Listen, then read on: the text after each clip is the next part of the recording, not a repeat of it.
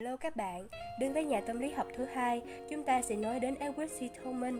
Sau đây là một chút tiểu sử về ông. Edward C. Tolman, họ tên đầy đủ là Edward Chase Tolman, sinh ngày 14 tháng 4 năm 1886 tại bang Massachusetts, Mỹ và mất ngày 19 tháng 11 năm 1959.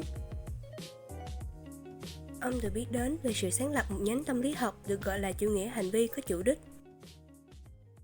Tiếp theo, chúng ta cùng tìm hiểu vài nét về nền tảng giáo dục của ông nhé.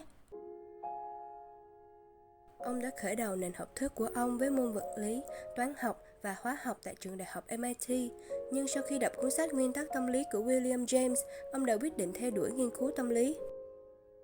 Ngoài việc bị ảnh hưởng bởi William James, các công trình nghiên cứu của ông còn bị ảnh hưởng mạnh mẽ bởi Kafka và Kurt Lewin. Sau đó, ông đã chuyển đến trường Harvard, nơi ông đã làm việc trong phòng thí nghiệm của Hugo Munzenberg và nhận bằng tiến sĩ vào năm 1915.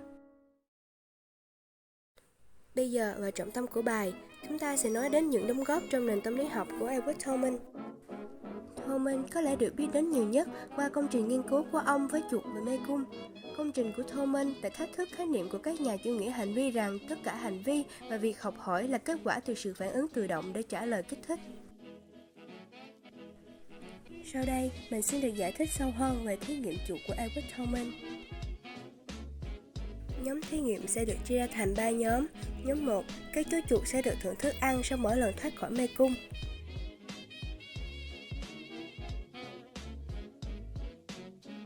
Đối với nhóm 2, các chú chuột sẽ không được thưởng trong 10 lần đầu thoát khỏi mê cung, nhưng đến lần thứ 11, chúng được thưởng khi thoát khỏi mê cung thành công.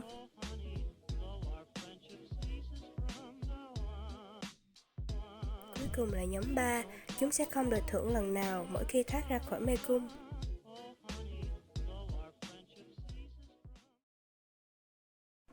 Sau đây là kết quả đã rút ra được từ 3 thí nghiệm trên.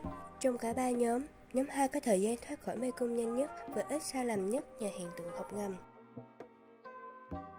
Trong 10 lần đầu khi chúng lang thang vòng quanh mê cung, chúng đã từ từ hình thành bản đồ nhận thức về mê cung và học cách thoát khỏi mê cung.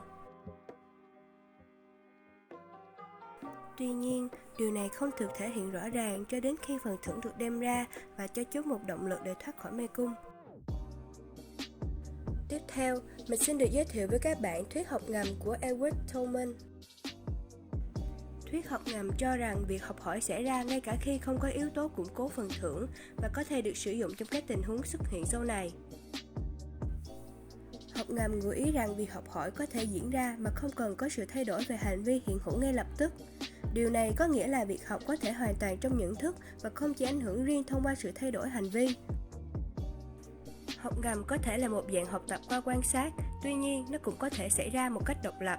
Cả động vật và con người đều xây dựng những bản đồ nhận thức về môi trường thế giới xung quanh trong cuộc sống hàng ngày một cách vô ý thức và trở nên hữu dụng khi ta cần tìm một nơi nào đó mà không có chủ ý.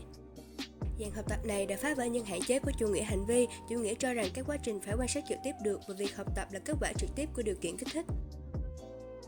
Tới đây đã là hết phần trình bày của mình. Em xin cảm ơn cô và các bạn đã lắng nghe.